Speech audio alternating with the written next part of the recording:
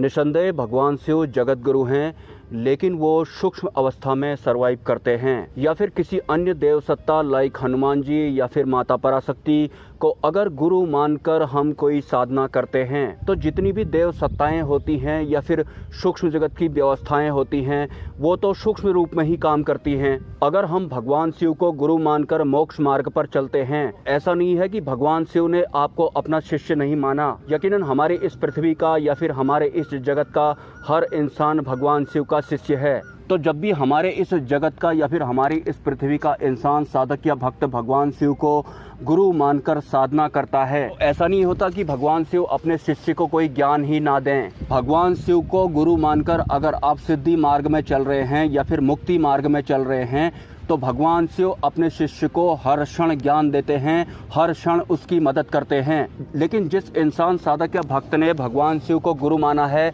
और उसके बाद वो मुक्ति मार्ग पे चल रहा है या फिर वो सिद्धि मार्ग पे चल रहा है, तो साधना के दौरान भगवान शिव ने अपने शिष्य को जो भी ज्ञान दिया था वो भी सूक्ष्म रूप में ही दिया था। जैसा कि मैंने बताया कि भगवान शिव जगत गुरु तो हैं, लेकिन वो सूक्ष्म रूप में सर्वाइव करते हैं। तो सूक्ष्म अवस्था में ही वो अपने शिष्य को ज्ञान देते हैं। लेकिन एक साधक का तपोबल इतना नहीं होता कि वो भगवान शिव को देख पाए या फिर उनकी आवाज सुन पाए या फिर उनके संकेतों को समझ पाए। भगवान शिव को गुरु मानकर साधना करने वाले साधकों का या फिर शिष्यों का तपोबल कम से कम इतना होना चाहिए। अगर वो भगवान शिव को देख नहीं पा रहे हैं या फिर उनकी आवाज नहीं सुन पा रहे हैं तो कम से कम उनके संकेतों को समझ तो पाए। क्या आप इतना तपोबल रखते हैं? क्या आपका अंतकरण इस लेवल का बन चुका है कि कम से कम भगवान शिव को अगर आप देख नहीं पा रहे हैं या फिर उनकी आवाज़ नहीं सुन पा रहे हैं, कम से कम साधना के दौरान जो सूक्ष्म अवस्था में भगवान शिव आपको संकेत देते हैं आप उनको समझ पाएं? अगर भगवान शिव जो कि जगत गुरु हैं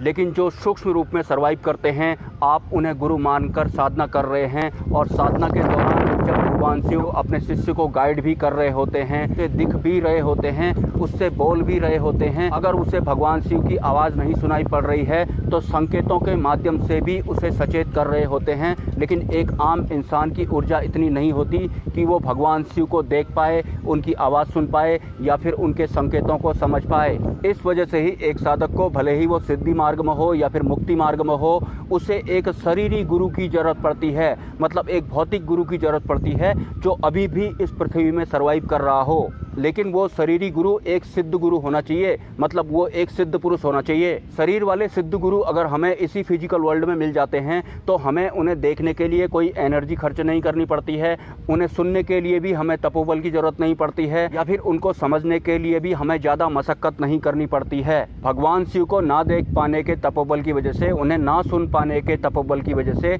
या फिर उन्हें ना समझ पाने के तपोबल की वजह से एक आम इंसान को या फिर एक साधक को या फिर एक भक्त को जो मोक्ष मार्ग में चल रहा होता है या वो सिद्धि मार्ग में चल रहा होता है, उसे एक शरीरी गुरु का चुनाव करना पड़ता है जो हमारी ही तरह फिजिकल बॉडी में सर्वाइव कर रहा होता है, हमें दिख भी रहा होता है, उसकी आवाज़ भी हमें सुनाई पड़ रही होती है और जो भी वो बोल रहा होता है वो हमें आराम से समझ में भी आता है। लेकिन वो एक सिद्ध पुरुष होना चाहिए। लास्ट वीडियो में मुझे एक कमेंट आया था कि रूहानी गुरु कौन होते हैं। हमारे इस फिजिकल वर्ल्ड में या फिर इस पूरे ब्रह्मांड में एक साधक के लिए या फिर एक साधक को जो जो ज़रूरतें होती हैं उन सभी ज़रूरतों की व्यवस्था सूक्ष्म जगत द्वारा पहले से ही की गई होती है, जिनमें कि रूहानी गुरु भी आते हैं। जैसा कि थोड़ी देर पहले मैंने बताया था कि जो देव सत्ताएं होती हैं वो सूक्ष्म रूप में सर्वाइव करती हैं, लेकिन एक साधक के पास इतना तपोबल नहीं होता कि वो उनके सूक्ष्म रूप को देख पाए या फिर उनको सुन पाए या फिर उनको समझ पाए। तो जो रूहानी गुरु होते हैं वो भी सूक्ष्म रूप में ही सर्वाइव करते हैं, मतलब एस्ट्रल बॉडी के साथ सर्वाइव करते हैं। जब वो हमारे इस फिजिकल वर्ल्ड में सर्वाइव कर रहे होते हैं या फिर होते थे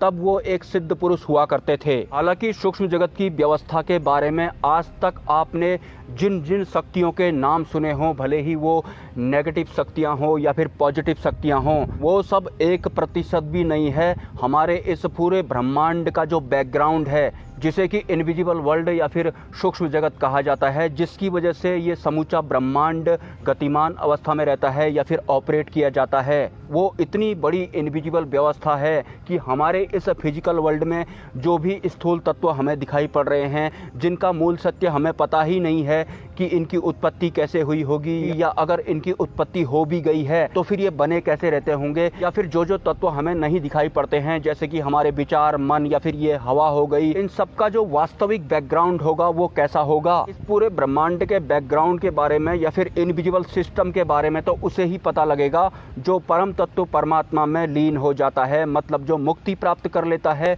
सूक्ष्म जगत की इन्हीं अदृश्य व्यवस्थाओं के साथ शामिल हो जाता है। भले ही आप किसी भी सिचुएशन में हो, आपके पास एक जीवित या फिर एक भौतिक गुरु ना हो, आपका भौतिक जीवन पूरी तरह से अस्त व्यस्त हुआ हो, या फिर किसी बड़े से बड़े शारीरिक कष्ट से आप गुजर रहे हो, लेकिन अगर आप सर्वत्र सर्वज्ञ वाली ऊर्जा में शामिल होना चाहते हैं, मतलब परम तत्व परमात्मा में शामिल होना चाहते हैं, इस जन्म मृत्यु के बंधन से पार होना चाहते हैं, तो सूक्ष्म जगत में हर वो व्यवस्था हर कैटेगरी के इंसान के लिए की गई है। इवन हम इंसानों के अलावा जितने भी जीव जंतु होते हैं, इनकी मुक्ति के लिए भी सूक्ष्म जगत द्वारा पूर्ण रूप से व्यवस्था की हुई है। लेकिन ये इनविजिबल सिस्टम या फिर ये इनविजिबल व्यवस्था हमें तब समझ में आएगी जब हमारा अंतःकरण शुद्ध होगा, हम अंतर ध्यान करेंगे, आत्म मंथन करेंगे, अपने भीतर के सत्पुरुष को जगाएंगे। उसके बाद जितनी भी ये इनविजिबल व्यवस्थाएं हैं, ये सभी एक साधक या फिर एक इंसान के सामने सदृश्य होने लगती हैं, स्पष्ट होने लगती हैं।